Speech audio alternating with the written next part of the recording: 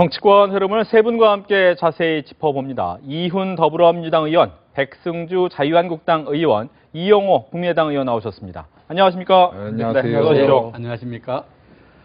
문 대통령은 서울공항 도착 직후 방미 소감을 밝혔는데요. 직접 들어보시겠습니다. 국민 여러분, 걱정해 주시고 성원해 주신 덕분에 무사히 잘 다녀왔습니다. 어려운 길이었지만 국민들의 든든한 지지가 있어 성과를 거둘 수 있었습니다. 지난 3박 5일은 대한민국의 외교 공백을 메우는 과정이었고 국제사회에서 대한민국을 확인하는 시간이었습니다. 트럼프 대통령은 진심으로 우리를 맞아주었습니다.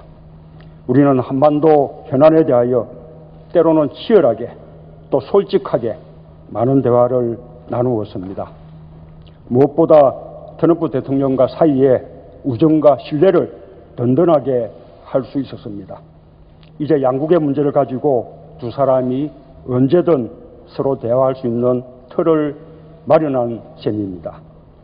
국민 여러분, 한미 양국은 이번 정상회담을 통해 한반도 비핵화라는 공동의 목표를 평화로운 방식으로 풀어나가자고 합의했습니다.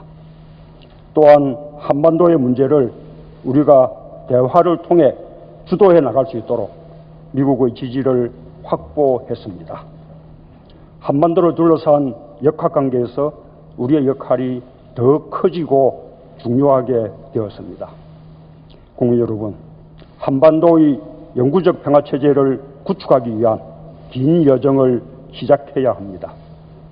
이제 그 첫 발을 떼었습니다. 멀고도 험난한 길이 될 것입니다.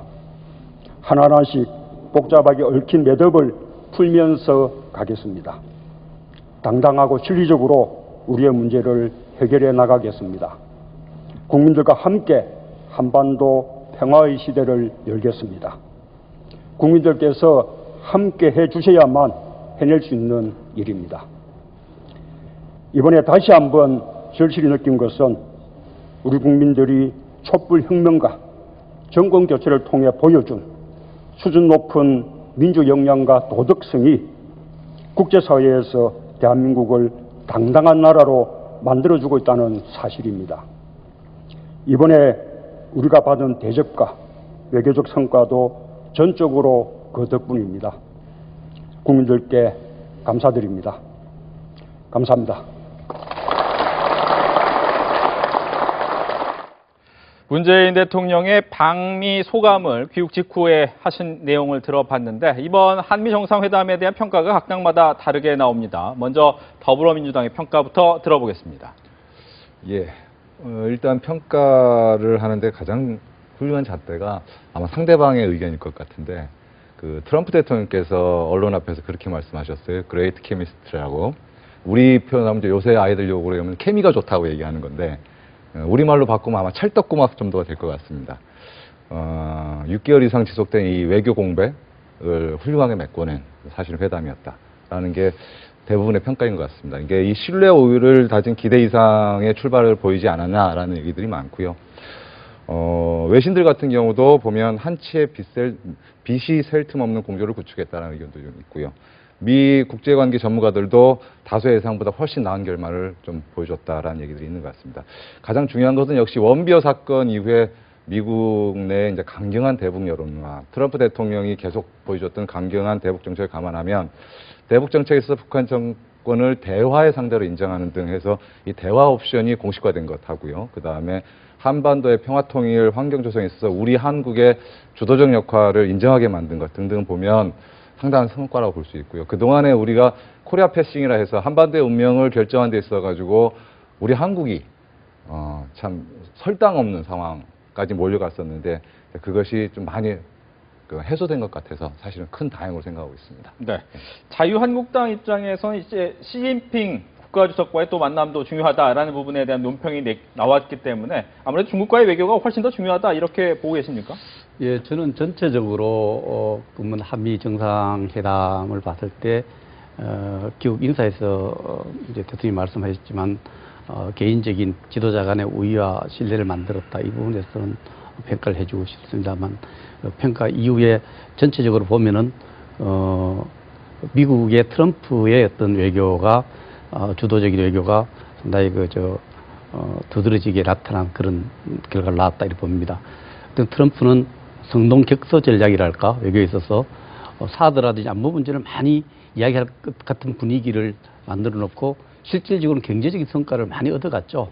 우리 기업들이 진짜 353억 달러 투자하도록 이렇게 만들어내고 또 FTA 재협상 문제를 이렇게 거론하고 또 방위 분담 협상을 거론하고 해서 트럼프로서는 또 사드 문제 등 안보 문제에 대해서 한미 동맹 조약을 재확인하고 사드 문제에 대해서 기존의 한미 간의 합의를 약속받는 이런 성과를 냈기 때문에 결과적으로 보면은 트럼프가 외교에서 큰 실리를 취한 그런 것을 이렇게 봅니다.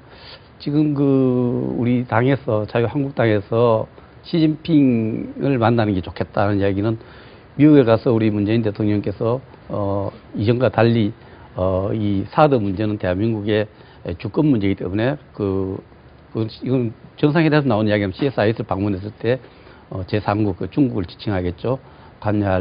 깊게 관여할 문제가 아니다 이런 얘기를 했고 중국이 좀 바랬던 거는 사드 배치 문제에 있어서도 좀 기존의 약속을 확인해 준 측면에서 좀 중국이 좀 끄끄러운 부분이 있고요. 또 특히 중국이 가장 동북아 질서에서 경계하고 있는 한미일 안보 협력 부분에서 공개에 약속한 이런 부분들은 중국 시진핑이나 중국 정부 굉장히 끄끄러워할 부분이거든요. 네. 씁쓸할 부분이기 때문에 이 한미 정상회담 이후에 한중 관계에 대해서 우리 정부가 참 곤혹스러운 상황이 좀 만들어진 겁니다. 이런 부분에 대해서 조기 해소할 필요가 있지 않느냐 이런 차원에서 시진핑 주석 빨리 만나는 게 좋지 않느냐 이런 성명을 냈습니다. 네, 국민의당 입장에서도 비슷한 것 같습니다. 실리가 없는 속빈 강정이다라는 이야기를 했습니다. 이 부분에 대한 이야기를 들어볼까요? 실리가 없는 그 속빈 강정이다 이렇게 표현하는 건 너무 좀 점수를 짜게 준 것 같아요. 네. 그런데 사실은 이 한미 정상회담을 하기 전에 기대를 한 부분은 많지 않았습니다. 사실 걱정을 많이 했죠. 우려를. 혹시라도 한미 간의 동맹이 뭔가 좀 파열음을 내지 않을까, 혹은 깨지지 않을까 이런 것들을 걱정을 많이 했는데 이번 문재인 대통령과 트럼프 대통령 만나서 그런 우려는 불식을 시켰다 이렇게 평가를 할 수 있을 것 같습니다. 이번 문 대통령 미국에 가기 전에 또 문정인 특보가 또 사전에 가서 좀 일각에서 좀 비판받을 또 일각에서는 또 그게 당연한 발언이라고 했습니다만은 북한이 이 북핵을 동결하면은 한미 군사훈련을 축소할 수 있다 이런 얘기를 어떻게 보면 전략적으로 할 얘기를 미리 공개하는 바람에 좀 논란이 됐었죠. 그게 좀 그런 걱정들이 좀 있었는데 북한 문제, 북핵의 문제에 대해서는 비교적 조율이 된 그런 결과를 가져와서 평가를 받을 만하다라는 생각을 합니다. 다만 이제 FTA 문제가 갑자기 공동 성명하면서 이제 느닷없이 나오는 바람에 조금 당혹스럽기는 한데요.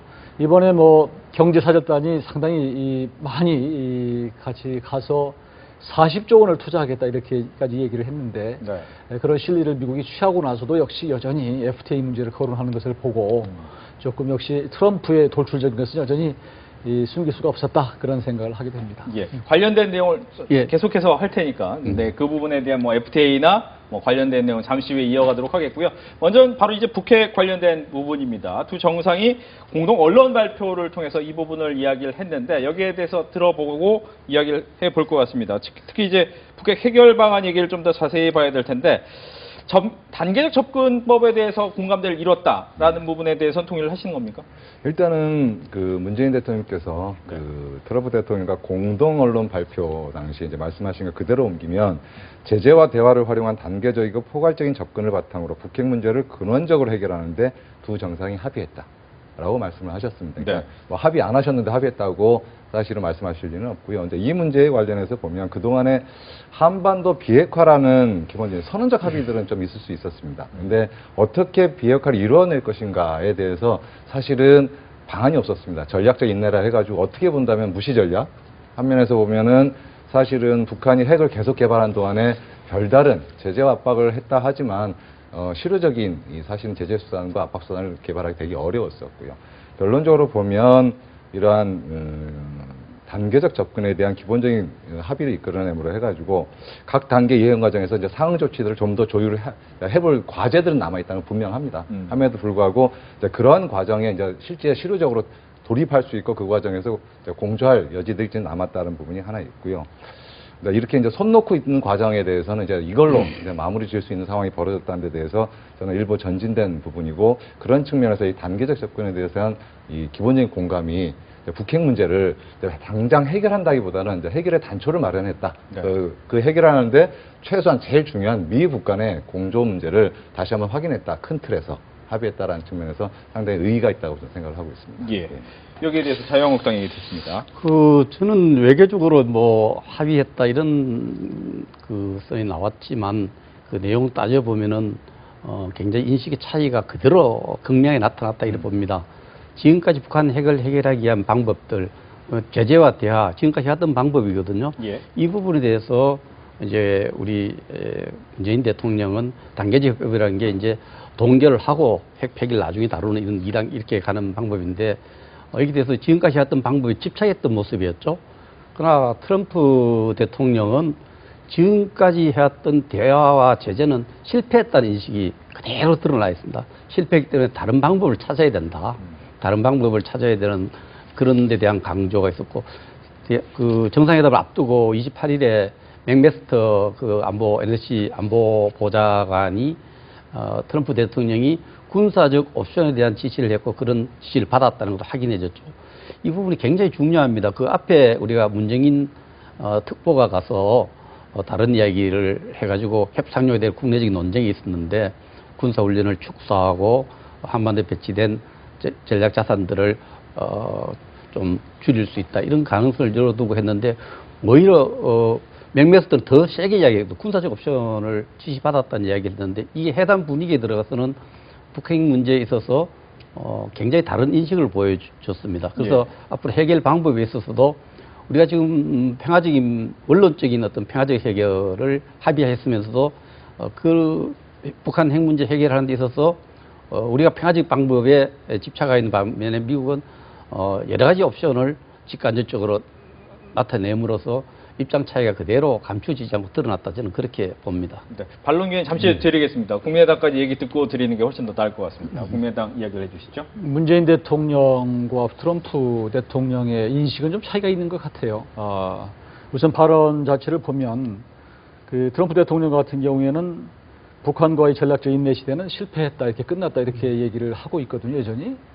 그렇다면 이제 그 다음의 단계는 더 강한 어떤 압박 수단이나 뭐 북의 선제적 타격이나 이런 모든 옵션을 갖고 논의를 하고 있는 이런 상태인데, 네. 사실 문재인 대통령은 이제 집권하고 나서 자꾸 이 대화의 병행 이런 말씀하신단 말이에요. 그런데 이번에 트럼프가 문재인 대통령의 그런 정책 입지를 좀 많이 감안을 해서 그 부분에 대한 언급을 좀 자제한 것이 아닌가 이런 생각이 듭니다. 조금 전에도 말씀드렸지만 경제적인 거, 실리적인 것을 미국이 좀 취하고, 그리고 당장 이 북한 문제에 관해서는 문재인 대통령이 위신을 좀 세워준 그런 회담이 아니었나 이런 생각이 드는데요. 실제로 트럼프 대통령이나 유엔에서 지금 제재 국면을 도대체 어떻게 하면서 대화를 할 수 있을까, 이 부분에 대한 의심이 여전히 있기 때문에 네. 당연히 문재인 대통령의 접근법이 맞음에도 불구하고 현실에 어떻게 적용이 될 수 있을까, 이런 부분을 생각해 보면 사실은 두 사람의 발언에서 어떤 공통점을 찾아내기가 좀 쉽지 않다, 이런 생각이 들고요. 그런 측면에서 보면 이번 한미 정상회담은 이제 북한 문제에 대한 서로 대화의 시작이다. 예. 저는 그렇게 봅니다. 그래서 앞으로 이런 신뢰 관계를 여전히 가지면서 서로 긴밀하게 협조하면서 북한 문제, 북핵 문제나 혹은 뭐 미사일 문제나 여러 가지들을 좀 더 긴밀하게 할 필요성을 확인한 네. 그런 회담이라고 저는 봅니다. 즉, 문 대통령의 체면은 세워졌지만 인식차는 분명했던 것 같다라는 것이 이제 두 분의 공통된 얘기입니다. 여기에 대해서 듣겠습니다. 그러니까 명시적으로 나와 있는 공동 선언이나 성명이나 사실은 대화 내용을 좀 꼼꼼히 살펴볼 필요가 있는데, 말씀하신 대로 사실은 트럼프 대통령께서는 그 기존 제재에 대해 새로운 조치를 분명히 말씀을 하셨었고요. 그 다음에 사실은 그 언론 발표에서 보면 북한 핵 프로그램에 대한 단호한 대응도 요구하셨고, 그 다음에 무모하고 잔인한 정권이라는 정권에 대한 규정도 하셨고, 사실 다 하셨습니다. 함에도 불구하고 저희들이 주목할 부분은 뭐냐면, 대북 제재가 그 자체가 목적이 아니고 이게 외교의 수단이며 동시에 비핵화는 평화적 방식으로 달성돼야 된다는 기본적인 공감대들을 다 전제로 깔고 있어요. 성명 내용에 다 들어가 있거든요. 뿐만 아니고 그 새로운 조치라고 얘기하셨지만 사실은 북한을 대화를 복귀시키기 위한 조치라는 점을 아주 분명히 했습니다. 사실은 내용에서 보면.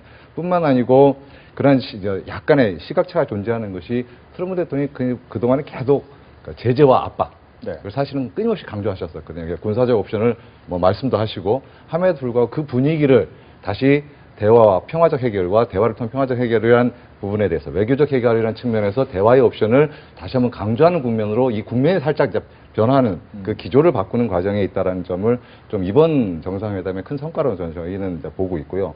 그런 면에서 트럼프 대통령께서 북한 정권에 대해서 특히나 김정은에 대해서 대화의 상대라는 부분에 대해서 인정을 하고 대화의 문이 열려 있음을 강조하게 만든 것, 어떻게 보면 만든 것 자체가 이러한 그 현재 이 제재와 압박을 기초로 하고 전략적 인내라고 말씀하셨지만 대화라는 것, 사실 명시상만 대화라는 것이 거의 없었거든요. 남북 간의 대화도 없었고 미북 간의 대화도 대부분이 이제 제대로 실효성 있게 진행이 바가 없는데 이런 상황에서 그 시작을 할 수 있는 그러니까 미국과 한국 간의 기본적인 공감대를 이뤘다는 측면이 사실은 오히려 좀 더 지금 주목받고 오히려 우리 입장에서는 외교적으로는 그걸 또 강조할 필요가 있다. 한 측면에서는 국제사회에 있어서 그런 면에서 미국 역시도 이제는 그 군사 옵션까지 거론됐었던 지난 상황과 달리 이 한미 정상회담 기초로 해가지고 대화의 문을 어쨌든 뭐 요새 얘기하면 1.5 트랙 얘기도 좀 나오는데 다양한 방식의 대화의 문을 좀 열어가려고 좀 서로 간에 노력할 필요는 있다라는 측면을 좀 말씀 먼저 드리고 그러니까 싶습니다. 압박과 제재의 국면에서 대화라는 부분을 끌어냈다는 것은 충분한 의미가 있다라는 거예요. 그 대화와 제재로 북한 핵 문제를 해결하자는 그것은요 새로운 것이 아닙니다. 역대 정부들이 앞에 정부, 이전의 정부들이 다 강조했던 방식이에요. 그래서 지금 트럼프 정부가 내놓는 게 최대한의 압박이죠. 이 부분에서 오히려 더 방점이 찍혀서 새로운 것은 트럼프가 최대한의 압박을 하겠다는 주장을 굽히지 않았다는 게 이 새로운 겁니다. 다만 이번에 합의점 중에서 북한 핵 문제와 한반도 문제를 좀 분리해서 해석해 보면은 한반도 문제를 해결하기 위해서 문재인 정부 또 문재인 대통령이 추구하고 있는 것이 남북 간의 대화를 하겠다는 거였거든요. 국내적 논쟁이 있었지만 대화를 하겠다는 거하고 또 인도주의적 지원에 대해서는 좀 해야 되겠다 이런 입장을 가지고 이 부분을 미국을 좀 설득한 것 같아요. 남북 간의 대화 가능한 부분은 한반도 문제 해결해서 대화를 하겠다는 거. 또 그런 부분은 좀 한반도 문제 해결에서는 그런 합의점이 있어졌는데 북한 핵 문제에 관해서는 굉장히 다른 시각을 보였다. 문재인 대통령 기존의 방법이에요. 대화와 제재, 육자회담과 또 국제제재, 유엔제재 이거 방법이고 트럼프는 분명히 다른 방법으로 대해야 되겠다. 군사적 옵션을 이야기하고 또 그 정상회담 기간 중에 단독운영에 대한 제재라고 중국 역할을 또 강조합니다. 중국을 더 압박해야 되겠다. 그래서 이런 시각차가 그대로 걸러지지 않고 나왔기 때문에 중국으로서는 굉장히 불편한 내용들입니다. 그런 북핵 문제는 입장차가 나타났고 그러나 우리 새 정부가 문재인 대통령이 남북 대화의 숨통을 좀 트여야 되겠다는 부분에 대해서 미국이 뭐 그 정도는 이해할 수 있다 이런 입장을 나타냈습니다. 네, 바로 반박해 드리고 다시 드리겠습니다. 네, 먼저 반박해 주시고요. 저는 이제 이거는 보긴 시각의 차이인 것 같은데 기본적으로 대화 없이 북한 핵 문제를 평화적으로 해결할 방법은 없습니다. 그것이 기존의 방법인지 아닌지에 대한 문제는 논외인 것 같고요. 오히려 대화를 어떤 방식으로 접근할 것인지 그리고 대화할 때 사실은 북핵 문제가 본질적으로는 미북 간의 문제인 건 맞습니다. 현재 보고 그다음에 그 미북 간의 문제가 지금까지 제재와 압박, 군사적 옵션까지 거론되는 상황에서 우리 남한이 사실은 끼어드는 과정이거든요. 우리 한국 입장에서 끼어드는 과정인데 그것을 대화라는 방식으로 아까 말씀 그대로 잘하셨는데 남북관계를 개선하고 한반도의 평화 안정이라는 기본적인 방향을 공감대에 이끌어내서 그것이 미북 간의 문제를 해결하는 데 좋은 환경을 만들어내가고 동시에 방금 말씀하신 그대로인 것 같아요. 중국의 역할을 강조하면 해가지고 중국 역시도 여기서 자유로울 수 없도록 만들어내고 북한을 압박하거나 북한과 대화하는 데 있어서도 중국의 역할이 역시 존재하고 그것에 있어서 한국이 북한과 중국과 미국과 한반도의 북핵 문제와 관련한 주요한 당사자들이 서로 대화할 수 있는 틀을 이제 만들 수 있는 기본적인 우리의 역할을 만들어 나갈 수 있는 기초를 닦았다는 측면이 대단히 중요한 것 같다는 거예요. 그걸로 인해서 지금 이번 정상회담에서 북핵 문제가 해결됐다, 내지는 뭐 전체 과정과 절차에서 다 합의했다, 이렇게 말씀하지는 않습니다. 북한 핵 문제라는 게 아까 단계적으로 얘기한다면 각 단계별로 어느 시점에 시작할 것인지, 각 단계별로 상한 보상은 어느 수준에 할 것인지 아직도 논의해야 될 과제가 산적한 건 맞습니다. 그 과정에서 뭐 삐걱거릴 수도 있고요, 뭐 중국의 역할이 좀 더 달라질 수도 있고 여러 가지 부분이 아직 남아 있는데, 함에도 불구하고 이제 아까 군사적 옵션까지 갔던 이 북한의 핵 문제를 네. 대화의 속에서 해결할 수 있는 단초를 마련했다는 측면에서, 특히 그 단초 속에서 한국의 역할을 찾았다는 측면에서 이번 평가 좀 후하게 평가해줘도 되지 않을까 저는 좀 그렇게 이영호 생각합니다. 의원님의 얘기 듣겠습니다. 저도 이훈 의원님의 말씀 취지에는 뭐 동의합니다. 그러니까 이번에 문재인 대통령이 얻었다고 한다면 지금 원비어 사건 때문에 미국의 사실은 여론이 굉장히 나빴잖아요. 그런 상황에도 불구하고 문재인 대통령에게 어떤 주도적으로 뭔가 남북 대화를 풀 수 있는 어떤 기회를 주는, 시간을 벌어주는 것, 그리고 얼마 전까지만 해도 정말 코리아 패싱이라고 그래서 한국을 빼고 북한 문제를 다루는 이런 분위기는 이제 조금 우리가 걱정하지 않을 정도 됐다, 이런 차원에서 큰 소득이라고 저는 보고요. 이것이 이제 트럼프 대통령으로 봤을 때도 이제 그 G20 얼마 후에 있을 거기에서 또 시진핑 주석과 시진핑 주석과 이제 한중 정상회담을 하게 되는데, 거기에 있어서도 문재인 대통령이 할 여러 가지 공간을 좀 내준 것이다. 네. 이런 차원으로 봅니다. 그러니까 지금 몰아붙이는 미국의 분위기에서 조금 소강 국면으로 가고, 거기에서 그 공간을 얻어서 문재인 대통령이 어떤 대북 문제를 풀어갈 수 있는 조금 시간을 벌고 기회를 얻었다, 이런 정도로 저는 정리하고 싶습니다. 예. 이제 이와 관련된 부분, 이제 사드와 관련된 문제가 있을 것 같고요. 또 방위비 분담 문제, 그리고 FTA와 관련된 얘기까지 좀 이어질 것 같은데, 먼저 사드 부분을 좀 이야기해 봐야 될 것 같습니다. 가기 전까지 가장 걱정했던 부분이 이 사드 문제를 어떻게 해결하고 이야기 올 것이냐라고 했는데, 이훈 의원께서 만족하십니까? 사드 관련해서? 사드 관련해서 이제 사실은 숙제가 좀 남았죠. 저는 남았다고 봅니다. 최소한 일단 이제 하나씩 해결해야 되는 건데, 미국이 그동안에 이제 우리 문재인 정부 출범 이후에 사드 문제에 대해서 의구심을 가진 게 사실이었고요. 그와 관련한 소위 민주적이고 절차적인 정당성의 문제를 가지고 사실은 미국으로 하여금 당장 배치하지 않고, 이제 전 정부가 합의한 일정들이, 내부적으로 합의한 일정들이 어느 정도 일정이 이제 딜레이 되는 부분에 대한 양해를 구한 것 같아요. 양해를 구한 것 같고, 저는 그 양해 구한 시간이 사실상 우리 정부 입장에서 사드 문제를 그러니까 한미 간의 문제를 해결하고, 또 이제 중국과 이 문제를 이제 해결해 나가는데 사실 가장 소중한 시간이지 않을까라는 생각을 사실 개인적으로 하고 있습니다. 어쨌든 문재인 대통령께서는 사드 배치 여부 자체는 우리의 주권적 문제임을 분명히 하셨고, 동시에 이 절차적 정당성이 생략 때문에 인해 가지고 국민적 공감대를 만드는 데도 실패했고, 동시에 주변국들의 여러 가지 우려가 있음에도 불구하고 이 부분을 사전에 양해 구하는 외교적 행보도 없었다는 데 대해서 아쉬움도 있었고, 이것들을 이제 복원해야 될 시점이다. 근데 그 복원해야 될 시간적 여유를 사실 이제 받은 거다, 만들었다라고 저는 보고 있습니다. 그래서 오히려 지금부터 사드 문제는 어떻게 보면 이제 시작이지 않을까, 저는 그렇게 보고 있습니다. 네, 자유한국당 얘기 듣습니다. 예, 사드 문제는 기본적으로 좀 봉합되었다 이렇게 봅니다.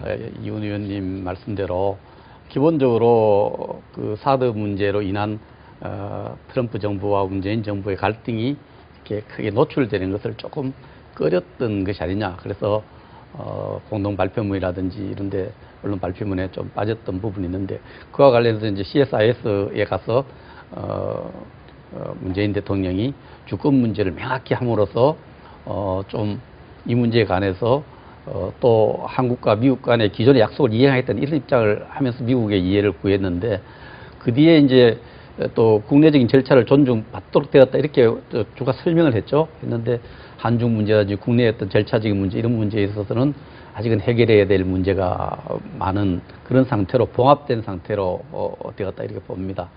그러나 결과적으로 트럼프 대통령 입장에서는 큰 틀에서 사드에 대해서 기존 약속을 지키겠다는 약속을 받음으로써 트럼프 또 대통령으로서는 외교적 성과입니다. 사드 문제에 관해서 기본적으로 미국의 정책에 대한 지지를 받았다, 이렇게 이해할 수 있고, 오히려 중국에 각을 세웠거든요. 그런 측면에서 트럼프 대통령으로서 만족할 만한 성과였다 이렇게 볼 수 있습니다. 네, 국민의당 얘기 듣습니다. 트럼프 쪽으로 봐서 미국 대통령으로 봐서는 사드 문제는 이미 배치 과정에 있다 이렇게 얘기를 했거든요. 사실 기정사실을 했기 때문에 굳이 이 문제를 거론할 필요가 없다 이렇게 보는 것 같고요. 사드 문제에 대해서는 미국 쪽에서 이 문제에 관해서는 잉크를 충분히 쏟았다 이렇게 표현을 한 적이 있는데 충분히 상대방의 입장을 이해하고 했기 때문에 더 이상 이번 한미 정상회담에서는 굳이 언급할 필요가 없었다 이렇게 봐야 될 것 같습니다. 그런 차원에서 이제 왜 시험 보기 전에 열심히 공부하면 그 문제 안 나온 거나 비슷하다 이렇게 저는 뭐 비유하고 싶은데요. 지금 원래는 사드 문제를 처음에는 올해 연말까지 배치하기로 작년 7월에 사실 발표할 때는 그랬습니다. 그런데 이제 그 사이에 대통령 탄핵 문제가 있었고 정권 교체 여러 가지 이런 거 있으면서 조금 앞당겨져서 사실은 좀 갔거든요. 그러니까 원래 예상대로 한다면 올 연말이었던 것이기 때문에 만일 지금 문재인 대통령이 어떤 국민적 공론화 과정 절차의 정당성을 확보하고 가도 올 연말 좀 조금 넘기는 정도이기 때문에 큰 문제는 없다고 저는 봅니다. 처음 예상 시나리오대로 일정대로 간다면 그런 차원에서 충분히 미국도 서로 양해를 한다면 네. 그런 부분은 양해할 정도의 범위 내에 있다 이렇게 봐야 될 것 같고요. 그런 차원에서 서로 문재인 대통령 나름대로 그동안에 그런 절차적 정당성을 확보함으로써 사드 문제에 대해서 국민들한테 설득할 명분이 가진 것이고 미국은 당초 조금 생각보다 늦어질 수 있지만 미국도 미국대로 이미 기정사실을 하고 가기 때문에 미친 장사는 아니다 이렇게 네. 봐야 될 것 같습니다. 예, 반론 네. 간단히 하시죠. 반론은 아니고 조금 이제 보충하고 싶은 점이 이제 딱 두 가지 점입니다. 하나가 바로 이제 환경 영향 평가 얘기를 좀 하신 적이 많고 이러한 절차적 정당성을 확보하는 것 자체, 이제 확보하고자 하는 노력 자체가 사드 배치를 번복하려는 의도를 갖고 하는 것이 아니라는 걸 분명히 설명드린 거고요. 두 번째는 우리의 주권적 결정의 문제다라고 얘기하는 것은 우리가 사드 배치를 하든 안 하든 번복하든 이 문제에 대해서는 중국이 뭐라고 할 문제가 아니라는 점을 사실 분명히 한 겁니다. 그래서 앞으로 중국과의 협의 문제, 미국과의 실제 사드 배치의 실효성 문제를 이제 확보하는 문제, 동시에 국민적으로 공감대를 만드는 문제, 동시에 그 절차적으로 밟아야 될 절차적 정당성을 만드는 문제, 이 과정에서 사실은 결론이 어떻게 날지에 대해서는 우리가 여기서 속단하기 대단히 어렵습니다. 다만 이 과정이 결코 어떤 배치든 배치가 아니든 뭔가를 결정하고 그것을 만들어 나가는 과정으로서 오해하는 것은 없었으면 좋겠다는 점을 상당히 분명히 한 거라고 저는 생각을 하고요. 예. 그런 측면에서 사실은 아까 우리 백 의원님 말씀하신 대로 과제가 많이 남았고 일단은 시간을 벌고 봉합해 놓은 상태라는 점은 분명한 것 같습니다. 알겠습니다. 초반에 얘기도 나왔지만 이번 방미 성과를 실리가 없었다라고 평가하는 가장 큰 이유 중에 하나가 바로 이 FTA 관련된 이야기가 있습니다. 같이 갔던 이제 경제인단에서 많은 선물을 가져갔음에도 불구하고 우리가 얻은 것이 크지 않다라는 부분이 이야기가 됐는데 여기에 대해서 야당부터 여기 들어가야 되겠죠? 네. 참 이거 우리 트럼프 대통령 좀 서운하고 섭섭하죠. 네. 우리가 참 미국에서는 그 돈이 크게 안 느껴질지 모르지만 대한민국에서 3억 달러를 투자하겠다 했는데 감사하다는 얘기 한 번도 없었습니다. 그런 상황에서 또 한미 FTA가 무슨 미국 재정 적자의 큰 원인인 것처럼 또 FTA가 무슨 만기가 도래해서 서로 협상이 꼭 해야 되는 것처럼 이렇게 얘기한 부분은 미국 언론에서 지적했습니다만 트럼프 대통령의 그 팩트 부분에서도 조금 우리가 섭섭한 부분이 있고 그렇습니다. 그래서 우리가 이 사드 문제라든지 또 안보 문제에 이렇게 열심히 신경 쓰다가 있는데 이 FTA 문제를 들고 나왔거든요. 사실 FTA 문제는 양국이 같이 윈이나 같이 이익을 얻고 오히려 FTA를 거론을 하면서 자동차 관련했는데 자동차도 지난 5년간 2012년부터 FTA가 됐는데 네. 미국이 대한민국에 진출한 점유율이 더 많이 37% 증가됐어요. 우리 12% 증가됐는데 미국이 득보고 있는데 자동차 문제까지 거론하고 또 여러 가지 같이 공동 이익을 누리고 있는데 트럼프 대통령이 국내 정치적 목적이죠. 아메리카 넘버원 이런 쪽으로 해서 FTA를 거론해서 적절하게 대응했는지는 저희 좀 봐야 되겠습니다만 좀 잘 대응했다 그러죠.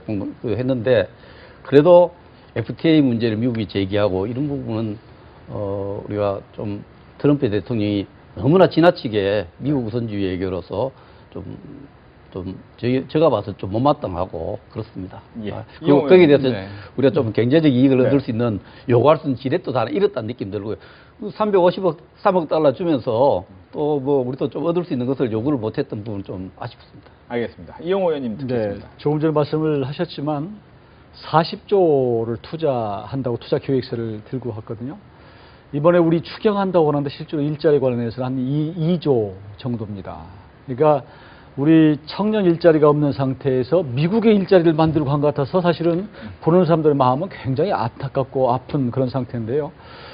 물론 이제 그 정상회담에서 이런 얘기는 나오지 않았다고 그러는데 이게 트럼프의 문제점이에요. 이 돌출적인 거. 그래서 미국이 그렇게 얘기한다고 해서 우리가 뭐 거기에 안응할 수도 있는 거예요. 이것은. 네. 그런 차원에서 우리가 좀 더 전략적으로 그리고 앞으로 좀 긴 호흡을 가지고 충분히 이 미국의 조야에 설득을 해서 FTA가 일방적으로 우리만 이익이 아니라고 하는 것을 앞으로 좀 더 많은 자료나 이런 걸 가지고 설득하고 대응할 필요가 있다 이런 생각을 들고요. 여하튼 이 부분에 관해서는 여야가 따로 없을 것 같습니다. 그리고 우리도 적어도 북한 문제, 대북 문제에 관해서 여러 가지 부담을 가지고 있습니다만은 결국은 외교는 그 통상이거든요. 이익이기 때문에 이런 문제에 대해서는 저희 이 국회 여야 차원에서도 동시에 같이 고민하고 대응하도록 그렇게 하겠다는 말씀입니다. 네, 이현 의원님. 이번에 어쨌든 방미 때 같이 가셨던 수행했던 경제단들의 투자 규모는 한 현재 정확하게 한 118억 달러, 한 14조 6천억 정도입니다. 353억. 300억. 그건 이제 그 이후에 이제 네, 사실은 우리가 구매하고 LPG, LNG 뭐 이제 이런 것들 다 합친 숫자인데 이번에 이제 방미 경제단이 가서 구체적으로 밝힌 이제 투자 규모는 128억 달러 정도 수준입니다. 이와 관련해서 비교적으로 이제 그러한 전문가들 평가도 있는데 아베 신조 일본 총리나 시진핑이 중국 갔을 때 사실은 수천억 달러 수표를 쓰고 왔습니다. 이 사람들은. 이와 관련해서 보면 사실은 뭐 미국과 경제하고 미국과 통상 문제를 해결해 나가고 하는 데 있어서 아까 우리 이용호 의원님 말씀하셨듯이 우리나라 일자리 측면에서 보면 아쉬움이 있음에도 불구하고 저는 뭐 일단은 성적표상에서는 그렇게 나쁘진 않다고 생각하는데 일단 FTA 문제에 있어서는 선방했다고 표현하는 게 좀 맞다고 생각합니다. 오직 답답했으면 정상회담 과정에서 얘기 못하고 나와가지고 언론 발표할 때 트럼프 대통령이 이제 푹 질러서 얘기한 거거든요. 얘기했는데 관련해서 보면 아까 우리 백승주 의원님 말씀하셨듯이 트럼프 대통령이 이 한미 FTA에 대한 일단 이해도가 조금 떨어지시는 것 같아요. 이게 보면은 무역협정이 만기됐다는 얘기도 하시고 2주 전에 뭐 이미 완료됐다는 얘기도 하시고 재협상이 시작됐다는 얘기도 하시고 덕분에 이제 우리 청와대가 재협상을 합의한 바 없다라고 사실은 또 반대 얘기까지 해야 될 상황까지 벌어졌는데 이게 설득이 가능한 부분이 많습니다. 실제로 FTA 이후에 보면 세계 교역량이 한 12% 줄 때 한미 교역량이 10% 늘었습니다. 이게 상호 호혜적 관점에서 보면 상당히 괜찮은 거였고요. 그 다음에 뭐 상품 수지 적자 얘기하는데 한 20조 적자 보는 것 같아요, 보면. 근데 우리가 이제 서비스 부분에서 오히려 우리가 한 10조 정도 적자를 보고 있고. 우리가 지금 무역 지표상에 공식화되지는 못했지만 우리가 미국으로부터 지금 무기 수입하는 것만 해도 연평균 5조 이상 하고 있습니다. 사실은 보면 뭐 통계가 좀 다른데 어떤 부분은 하면 10년에 38조 얘기도 하신 분들이 있더라고요.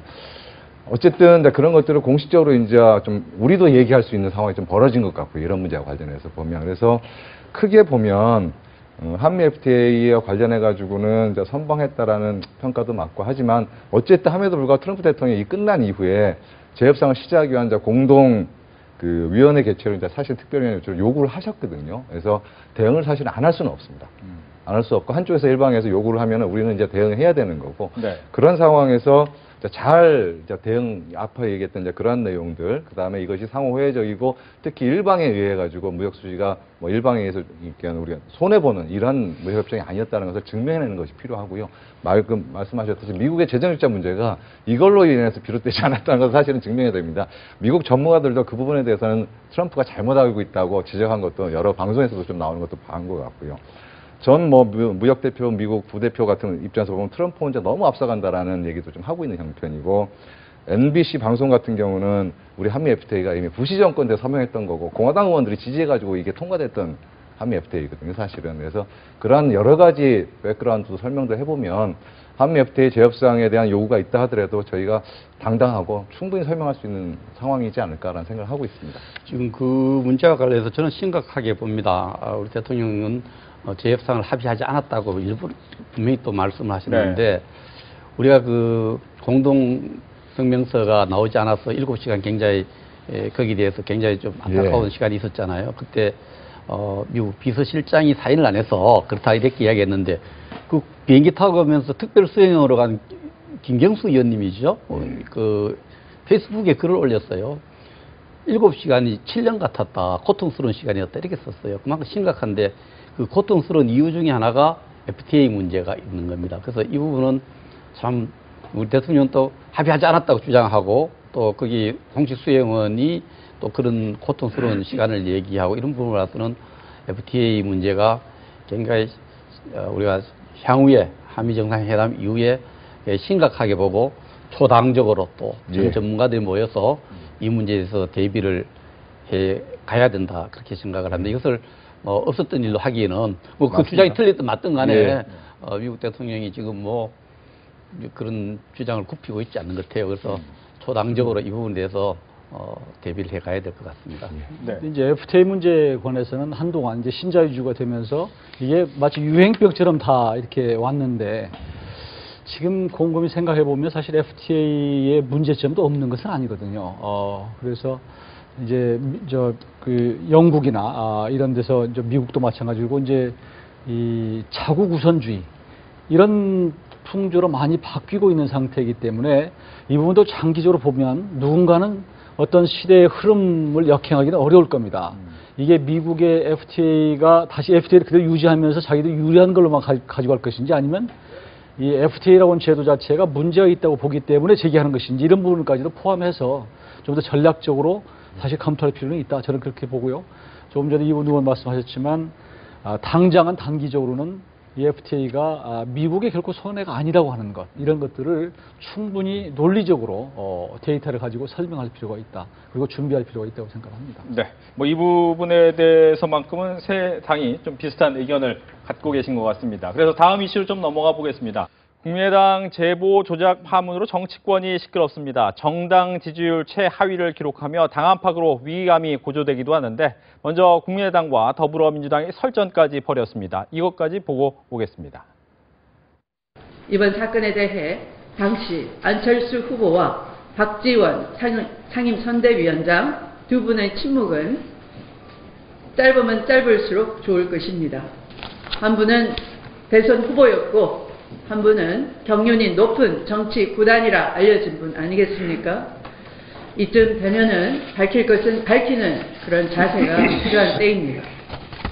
이 기회에 국민의당을 짓밟고 인위적 정계 개편을 통해 여소야대 정국을 타파하고 패권적 양당제로 회귀하려는 정치 음모를 드러낸 것이라고 생각합니다. 네. 이 문제가 정말 정치권에 크게 이야기가 되고 있습니다. 먼저 국민의당 이야기를 그냥 듣고 시작하는 게 나을 것 같습니다. 사실 뭐 저희 국민의당 입장으로 봐서는 참담한 일이 벌어졌는데요. 이 정당이라고 하는 것이 저는 그렇게 봅니다. 정당 정치가 여야가 있고 하지만 남의 불행이 과연 나의 행복이냐 이 부분에 대해서는 곰곰이 생각할 필요가 있다고 봅니다. 왜냐하면 지금은 더구나 이 협치의 구조고 이렇기 때문에 마치 상대방이 어떤 어려움에 빠졌을 때 거기를 밟는 것이 이것이 자기 당한테 유리하게 될 것 같지만 사실 정치를 더 어렵게 하는 측면이 좀 있거든요. 그런 차원에서 추미애 대표가 말씀하시는 게 어떤 것을 말씀하시는지는 모르겠지만 집권 여당의 대표로서 적절한가 하는 부분에 대한 의문을 제기를 할 수밖에 없습니다. 그렇지라도 지금 사실은 국회에 대해서 처리해야 될 게 굉장히 많잖아요. 뭐 인사청문회 문제, 추경의 문제, 정부조직법의 문제가 있는데 늘 입으로는 협치를 얘기하면서 사실은 이런 부분을 고려 삼아서 상대를 더욱 어렵게 밀어서 정책 입지를 약화시켜서 힘으로 제압하겠다라고 하는 것이라고 한다면 잘못된 계산이다 이렇게 보고요. 저희는 물론 집권 여당이 그렇게까지 생각할까 하지만 그러나 저렇게 오해될 수 있는 그런 발언을 하는 것은 결코 정치에 도움은 안 된다 그런 생각입니다. 네, 더불어민주당의 답을 듣습니다. 사실 이 문제와 관련해서 제가 참 곤혹스럽습니다. 곤혹스러운 게 제가 원내대표부에서 지금 협치부 대표를 맡고 있습니다. 그리고 협치부대표로서 지난 저희 원내대표 이제 회의할 때 공식적으로 제가 이 문제와 관련해 가지고는 정치권이 더 이상 공방하거나 논란하지 않았으면 좋겠다는 의견을 공식적으로 얘기한 적이 있습니다. 그게 국회의 안정적 운영이나 특히 인사청문회, 추경, 정부조직 개편안 등등 국회에서 논의하고 협의해서 처리해야 될 것들이 산적한데 이러한 논란을 정치권들이 벌이는 것이 생산적이지도 않고 국회 안정적 운영에 도움이 안 된다는 제 개인적 소견을 말씀드린 적이 있어서 공식적인 당의 입장을 얘기를 하니까 조금 어렵긴 합니다. 근데 어쨌든 제보적 사건 자체가 이 민주주의의 근간을 흔드는 중요한 문제라는 것은 누구도 다 부인하지는 않을 겁니다. 그리고 이 정치 발전을 위해서도 그렇고 이러한 것에 대한 진상규명이 분명히 있어야 되고요. 책임 있는 분들은 또 책임을 져야 될 상황일 겁니다. 그리고 이미 그것을 위해서 검찰 조사가 이미 시작됐습니다. 그래서 사실은 검찰 조사를 좀 충분히 지켜보고 또 국민의당 입장에서는 검찰 조사에 최대한 협력을 해주고 이제 이러한 자세들이 좀 필요한 것 같고요. 다만 정치적으로는 어쨌든 안철수 전 대표님이 당시 후보셨고 박지원 전 대표님께서 당시 상임선대본부위원장이셨습니다. 이제 책임 있는 위치에 있는 분들이 이 문제와 관련해 가지고 나는 아닌 것처럼 얘기한다든지 나만 어쨌든 좀 빠져나가려고 얘기하시는 것 같은 태도, 안 전 대표 같은 경우는 아직 공식적인 입장을 발표를 안 하고 계시거든요. 이러한 태도 자체가 한 당의 지도부로서 책임 있는 자세는 아니지 않겠는가라는 문제 제기 수준에서 아마 추 대표께서 좀 세게 말씀하신 것 같은데 그러한 측면에서만 좀 받아들여 주신다면은 좀 좋겠다라는 네. 개인적인 생각을 갖고 있습니다. 네. 3자적 입장에서 얘기를 먼저 듣고 한번 결코 일어나지 않아야 될 일이 일어나고 참 안타까운 일이 벌어졌습니다. 저는 이 문제를 이제 진실을 규명하는 노력하고 정치 공학적으로 정치 지형을 바꾸는 문제하고 같이 논의되고 있는데 같이 이렇게 얘기되고 있는 것은 좀 바람직하지 않다고 봅니다. 지금 이 순간은 검찰과 또 당사자들의 성역 없이 진실을 규명해야 될 시간이고요. 이 시간에 정치 공학적으로 정치 지도자들이 여기서 얘기하는 것은 그 한쪽에서는 진실 규명을 피하는 것이 보이고 한쪽은 진실을 규명되기 전에 정치적으로 이용하려는 것이 보이기 때문에 이걸 분리해서 지금 차분하게 진실을 규명하는 그런 시간이 되었으면 좋겠습니다. 그래서 이런 일이 다시는 일어나지 않도록 진실을 규명하고 거기에 따른 합당한 정치적 책임을 개인에게 또 그 소속 정당이 물어야 될 그런 상황이 아닌가 이렇게 생각을 합니다. 네, 이용호 의원님. 저는 처음에 이 부분 이제 시작이 네. 박주선 비대위원장이 스스로 고백을 했거든요. 예. 이런 일이 있었다라고 이렇게 밝히면서 시작이 됐는데 저는 처음에 그 부분을 사실은 반대했습니다. 왜냐하면 어차피 검찰에서 수사에 들어간 상태이기 때문에 검찰에서 충분히 수사를 하고 결과가 나오면 거기에 따르면 되는 것인데 우리가 모든 것을 다 정말로 국민의당이 결백한 것을 미리 보이고 이렇게 함으로써 뉴스를 굉장히 키운 측면이 있거든요. 그리고 또 TF팀을 만들어서 자체 조사를 벌이고 이런 것들이 국민들이 볼 때 오히려 사안을 확대시키는 결과를 가져온다. 그러니 그냥 검찰이 수사를 하는데 우리 당은 전적으로 협조를 하고 그리고 그 마지막에 결론이 나오면 거기에 대해서 책임을 질 사람은 책임을 지고 또 정치적으로 또 정치 도의적으로 사과할 건 사과하고 이렇게 하면 될 텐데 왜 우리가 나서서 먼저 우리가 얘기한다고 해서 국민들이 다 믿어주지 않거든요. 이 부분을 왜 벌리는가 저는 개인적으로 그렇게 생각했는데 네. 결과적으로 이 하다 보니까 저 당이 재발절해서 그러나 뭐 이렇게 여러 가지 추측이 나오면서 확대 재생되는 측면이 좀 있거든요. 예. 그런데 국민의당이 그래도 저도 거기에 속해 있습니다만 대선 과정에서 물론 이기려고 부단히 노력하면서 서로 경쟁을 했습니다만 조직적으로 이런 범죄를 만들었다? 저는 그렇게 안 봅니다. 저도 저는 그렇게 보지 않고 다만 이런 돌출적이고 황당한 일이 벌어진 것이지 이 부분이 당대표가 혹은 뭐 안 후보가 이 부분을 하고 용인을 하고 또 알았음에도 불구하고 이거 하라고 그러고 이러지는 않았을 거예요. 네. 적어도 국민의당 그 정도 수준은 아닙니다. 그래서 이 부분은 아까 말씀하셨지만 우리가 스스로 이렇게 발버둥 치면서 국민한테 고백하고 또 사죄하고 또 검찰에 수사를 협조하고 이러는 것을 좀 있는 대로 좀 봐주시고요. 그리고 결과를 마지막 나왔었을 때 네. 그때까지 좀 기다려 주셨으면 하는 생각이 좀 드는데 이걸 자꾸 이 사안의 밖으로 정치적으로 공세를 취하고 마치 국민의당은 전체가 범죄 집단인 것처럼 이렇게 하는 것이 참 우리를 어렵게 만들고 다 지금 어떤 정치 전체적으로 좀 국회 차원에서도 좀 어렵게 가게 만드는 것이 아닌가 하는 생각에서 좀 드리고 싶은 그런 부분 제가 드리고 싶은 말씀입니다. 알겠습니다. 이런 얘기는 물론 이제 안철수 대표가 거의 일주일가량 뭐 화면에 또는 언론에 나오지 않은 것 때문에 혹시 확산된 것은 아닌가라는 우려가 있습니다. 오늘 얘기가 나온 최근에 나온 가장 최신의 기사를 보면 국민의당이 이제 안철수 전 대표를 모처에서 한 50분 정도 직접 대면을 하고 이야기를 했다. 그리고 나서 안철수 전 대표가 사전에 몰랐다라는 것으로 즉 국민의당은 이것이 이제 단독 범행이지 안철수 전 대표는 알지 못했다라고 이야기를 했단 말이죠. 근데 다시 한번 그러면 네. 질문 드립니다. 좀 진작 나와서 이 부분을 이야기를 하시는 게 낫지 않았을까요? 어떻습니까? 저는 이제 안 후보께서도 여러 가지 생각을 하셨겠죠. 네. 제가 안 후보라면 저는 얘기를 했을 겁니다.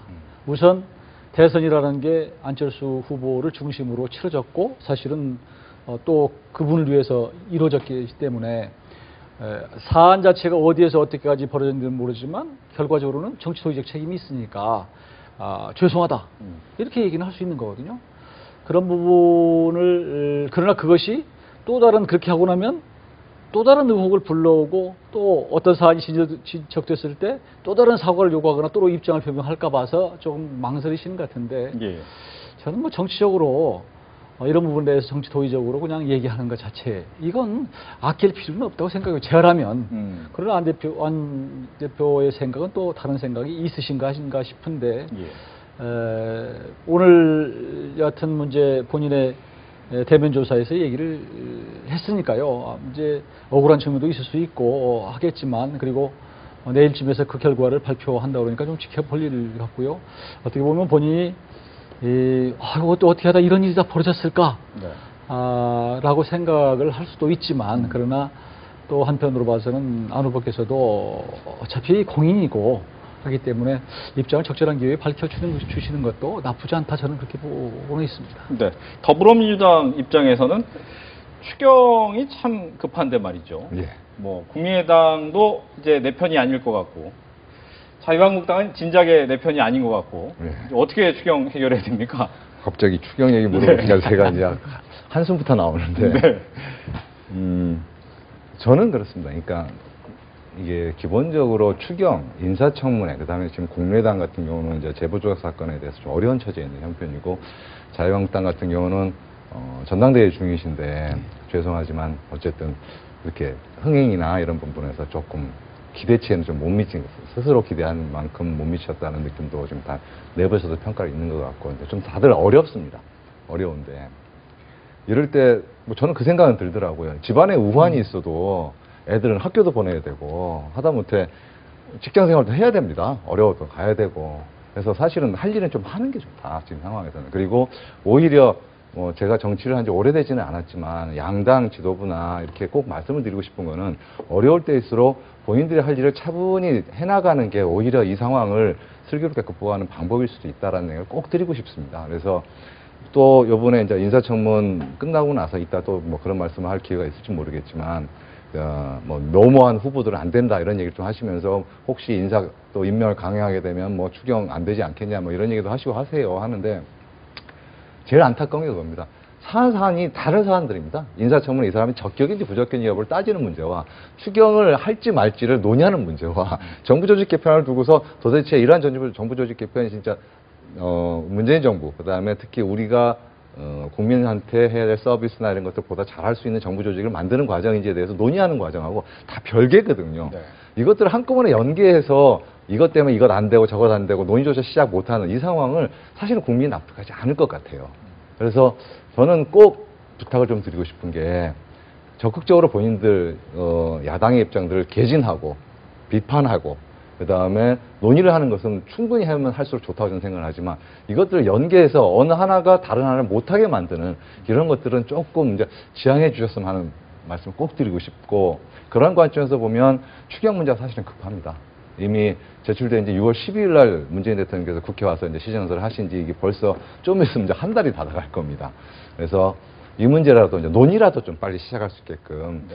우리 자유한국당이나 국민의당에서 좀 도와주셨으면 하는 이제 바람을 꼭 이 자리에서 말씀드리고 싶습니다. 뭐 야당은 동일한 내용일 것 같긴 한데 추경의 발목 잡기 얘기를 결국 얘기가 나올 수밖에 없죠. 한 번씩 얘기 드리겠습니다. 네. 그 집에 우환이 있어도 애들 학교 보내야 되는 말 맞습니다. 맞는데 집안에 우환이 생기면은 그 우환에 대해서 직접적인 책임이 없어도 그 집의 어른이 그래집니다. 내가 잘못 살아서 이런 우환이 생기나, 내가 뭘 잘못했나.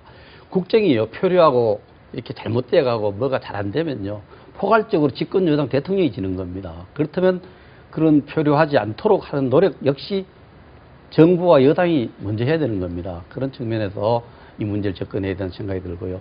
추경 관련해서는 뭐 분위기가 이렇게 돼서 그렇습니다만은 추경안을 6월 7일입니까?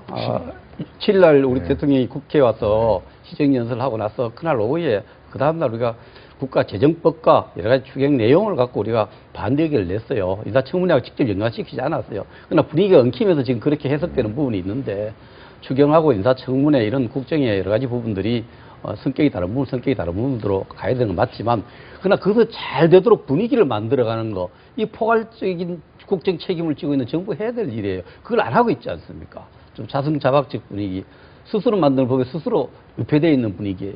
5대 인사 배제 원칙 이런 부분을 만들어 놓고 스스로 갇혀 있는 거 아니에요. 그래서 그런 부분에 대해서 진솔하게 사과할 건 사과하고, 그래서 이 협조하도록 분위기를 만들어갈 책임이 자꾸 야당한테 발목 잡기 하는데 여당한테 있는 겁니다. 여당이 그런 전체적인 분위기를 만들어갈 책임이 있다 이렇게 생각합니다. 사과할 거 왜 사과를 못 합니까? 네. 이용호 의원. 저는 추경 문제는 추경 문제로 접근하는 게 맞다고 봅니다. 별개 사안으로. 그래서 저희 당은 뭐 그렇게 지금 입장을 취하고 있고요. 그런데 한국당이 상당히 강한 입장이고 또 반대로 민주당은 빨리 해야 되겠다는 입장인데 자꾸 한국당을 빼고 하자 이런 말씀도 가끔 하시고 그러는데 이게 어차피 빼고 할 수 있는 사안이 아니에요. 그래서 저는 그 저희 중간의 입장에서 어떻게 하면 추경을 할 수 있을까 사실 총재를 내놓은 상태입니다. 요건이 안 된다. 그래서 요건 부분에 대해서 이렇게 하면은 충분히 가능하다. 이것도 사실은 말씀을 드렸고 민주당도 상당히 검토를 하고 있는 상태고요. 공무원을 늘리기 위한 추경은 좀 곤란하다. 라고 해서 사실은 그러면 대안으로 꼭 추경으로 하지 말고 지금 본 예산으로 올해 예산으로 충분히 가능합니다. 500억이 책정이 되어 있기 때문에 그 예산도 늘려라. 다만 공무원을 늘리는데 책상에 앉아서 있는 공무원들 줄일 수 있는 사람들 좀 찾아라. 그럼 줄일 건 좀 줄여라. 이런 요구를 하고 있는 상태고요. 그것도 마찬가지로 민주당에서 상당히 지금 수용하는 자세가 있는데 자꾸 그렇게 말씀을 하세요. 그런데 그걸 빼버리면 이 명분이 없어진다 라고 얘기하는데 명분이 무슨 소용이 있습니까? 어차피 공무원을 늘리면 되는 것이지 만일 현장 공무원을. 그런데 자꾸 청와대를 보는 것 같아요. 대통령을 자꾸 생각하면서 이 부분을 못 빼갔다고 말씀하셔서 지금 진척이 잘 안 된 상태인데 이런 여러 가지 중재안을 내놨기 때문에 저는 지난주에 화요일 날 사당 정책위 의장들이 만나서 그러지 말고 하여튼 이런 정도의 공감대를 가지고 내일부터 내일부터 하자 이렇게 했는데 그때 민주당 쪽에서 그걸 상당히 난색을 표현하더라고요. 그러니까 조금은 민주당에서 이 부분에 대해서 고리를 풀 수 있는 거 충분히 카드를 갖고 있으니까 좀 풀어주셨으면 좋겠고 충분히 실리를 취할 수 있는데 명분은 야당한테 좀 주고 그런 부분에 대해서 좀 노력을 해주셨으면 좋겠고요. 저는 내일 이제 저희 국민의당은 의총을 열어서 이 부분에 대해서 논의를 할 텐데 아마 저희는 그 추경을 시작하자 그런 결론이 나지 않을까 싶습니다. 예, 민주당. 맞습니다. 저희 정부 여당이 사실은 국회가 표류하지 않고 제때 추경도 하고 인사청문회 결과도 채택도 해가지고 인사도 빨리 하고 정부 조직 개편안도 어쨌든 논의를 시작해서 하는 그 환경을 만드는 데 1차적인 책임이 있는 거 맞습니다. 뭐 분명히 하고요. 다만 이제 저희들이 되게 어려운 거는 제가 같이 일하고 있는 우리 우원식 대표한테 항상 그 얘기 듣습니다.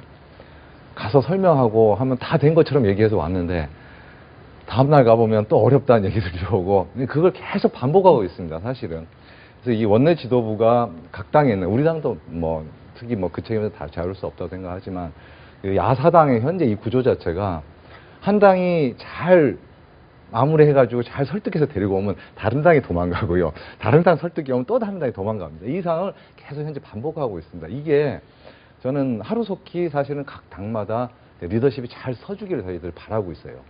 이제 자유한국당이 이제 전당대회를 하고 이제 마무리할 테니까 자유한국당의 리더십이 잘 쓰고 국당도 약간 이제 당내 이제 당 안에 이러저러한 우환이 있지만 그 과정을 잘 이겨내서 리더십도 잘 쓰고 이렇게 해서 책임 있는 이 지도자들이 나올 때 원내 지도부들이 나왔을 때 책임 있게 사실은 답변하고 협상하셔야 되거든요. 근데 이걸 가져가면은 소위 의총하고 나면 꼭 뒤집어서 오고 조건이 더 달려오고 얘기가 조금씩 바뀌어오고 이런 것들을 계속 반복했습니다. 그래서 아까 우리 이용우 정책위장님 말씀하셨듯이 전 그 합의했던 거 잘 알고 있습니다. 함에도 불구하고 원내 지도부에서 사실은 다시 또 틀었거든요.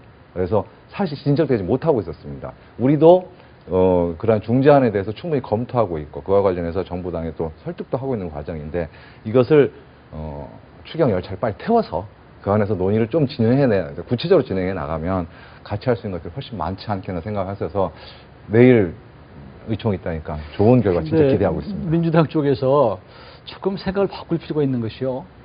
야당 가서 이게 매달리거나 설득이 아니라 사실 청와대하고 가교 역할을 좀 해줘야 되는데 청와대 쪽에는 별로 얘기를 잘 못하는 것 같은 그런 느낌을 받거든요. 그리고 또 한 가지는 야당을 자꾸 이게 각계격파를 하거나 분리해서 뭔가를 다루거나 이런 것들은 썩 좋지 않다. 왜냐하면 어차피 이게 추경만 갖고 하는 게 아니고 인사청문회도 있고 앞으로 법안도 무석이 많잖아요. 그러니까 어차피 협치를 하면 한 테이블에서 이게 뭔가 협상이 되도록 해야지. 지난번에 보니까 우리 국민의당이 어떻게든지 추경해 주려고 노력을 하는데 우리한테 국민의당이 흙탕물을 뿌렸다 이렇게 표현하거나 그리고 야 이게 왜 그렇지? 저는 굉장히 좀 섭섭하더라고요. 우리의 노력을. 그런데 민주당은 당연히 국민의당은 민주당에 도와주는 당으로 생각하는 거예요.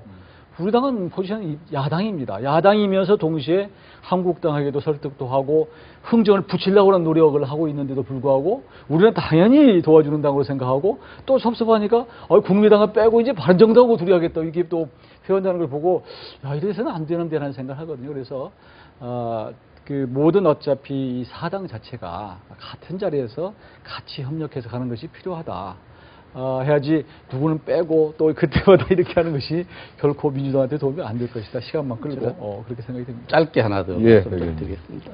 지금 여당 대표님이 그 야당에 대한 주장을 한 것들은 독서를 들으면요. 여당 대표는 야당 대표 구별이 안 돼요.